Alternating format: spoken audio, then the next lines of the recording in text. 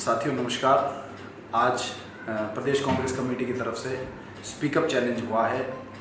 हमें देश के प्रधानमंत्री को चेताना है कि देश के किसानों के खिलाफ 3 अध्यादेश जो वो पार्लियामेंट में लेकर आए हैं, वो 3 अध्यादेश देश के किसानों को भविष्य में बर्बाद कर देंगे। इसीलिए देश के प्रधानमंत्री से हम सब किसान पुत्रों की अपील है कि उस अध्यादेश को वापस लिया जाए ताकि भविष्य में किसानी बर्बाद नहीं हो, किसान का बच्चा बर्बाद नहीं हो, किसानों का भविष्य बर्बाद नहीं हो। साथियों, मैं अपनी बात शुरू करना चाहता हूं। हमें याद है पिछले 7 साल से देश के प्रधानमंत्री श्री नरेंद्र मोदी जी हैं। सबसे पहले वो नोटबंदी लेकर आए तो उन्होंने कहा था कि नोटबंदी में किसी का नुकसान नहीं होने वाला है, ये हमारा देश बल्कि सुधर जाएगा, हमारी इकोनॉमी तेज हो जाएगी। उस नोटबंदी की वजह से हमारे बैंकिंग सिस्टम बर्बाद हो गया। उसके तुरंत बाद में प्रधानमंत्री जी जीएसटी लेकर आए कि वन नेशन वन टैक्स। जब वन नेशन वन टैक्स होगा तो हमारा देश आगे बढ़ेगा।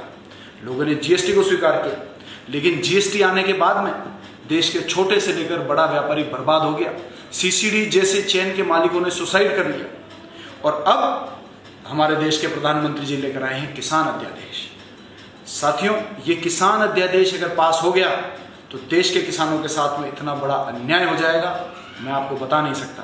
देश का किसान, इनके वो कुछ चंद मित्र जो इनके चुनाव में खर्चा करते हैं, जो इनके लिए मोटी मोटी रकम लेकर आते हैं, जो इनके ऊपर फाइनेंस लगाते हैं, उनकी जेब का, उनके फसल खरीदने का गुलाम हो जाएगा।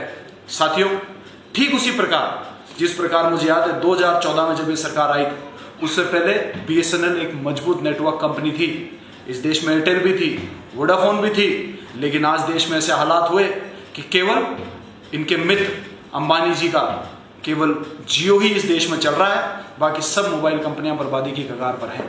इसी प्रकार से ये अध्यादेश प्राइवेटाइजेशन को बढ़ावा दे रहे हैं ताकि इनके जो प्राइवेट मित्र हैं वो मंडी सिस्टम को धीरे धीरे करके खत्म कर रहे हैं। अभी तो देश के प्रधानमंत्री कह रहे हैं कि मंडियां रहेगी क्योंकि उनकी पोल अब खुल चुकी है।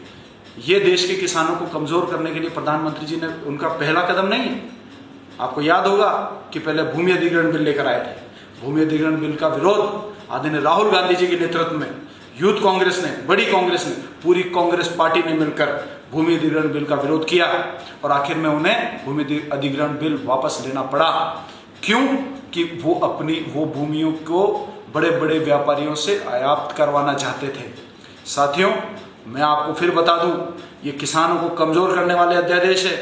और ये कोरोना काल में क्यों लाए, ऐसे पीक टाइम में क्यों लाए, ताकि कोई ज्यादा विरोध नहीं कर सके, कोई इनके इस अध्यादेश का विरोध नहीं करे और धीरे धीरे इनके जो प्राइवेट साथी हैं जो पूरे देश का धन अपनी जेब में डालना चाहते हैं, किसान का अधिकार, किसान के खून पसीने की कमाई को अपनी जेब में डालना चाहते हैं, उनका ये षड्यंत्र कामयाब हो जाए।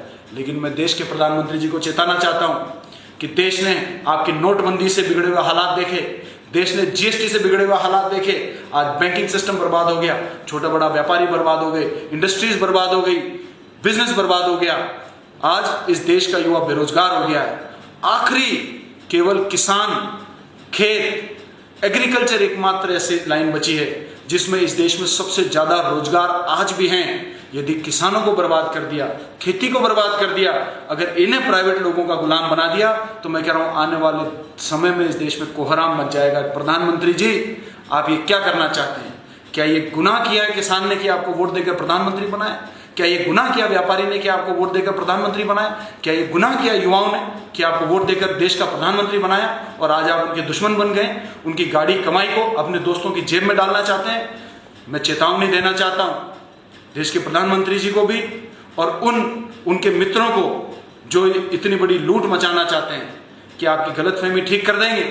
जिस दिन किसान जमीन पर उतर गया, जिस दिन किसान मैदान में आ गया, अभी किसान आपको मौका दे रहा है कि आप ये अध्यादेश वापस लें। हाथ जोड़कर आपसे विनम्रता से निवेदन कर रहे हैं कि आप इस अध्यादेश को वापस लें, वरना जिस दिन किसान जमीन पर आ गया तो प्रधानमंत्री जी, ना तो आपका राज रहेगा, ना आपकी कुर्सी रहेगी और ना इस कुर्सी को बचाने के लिए आपके वो गुजराती मित्र रहेंगे। साथियों, हमें मिलकर ठानना है कि किसी भी कीमत पर देश के प्रधानमंत्री जी को ये मनाना है कि इस अध्यादेश को वापस लें। यदि यह अध्यादेश वापस नहीं हुआ तो कांग्रेस पार्टी का एक एक कार्यकर्ता आम किसान को साथ लेकर सड़कों पर आएगा, उनकी सड़कों पर जंग को लड़ेगा और आखिर में जीत सच्चाई की होगी। जय हिंद, जय भारत।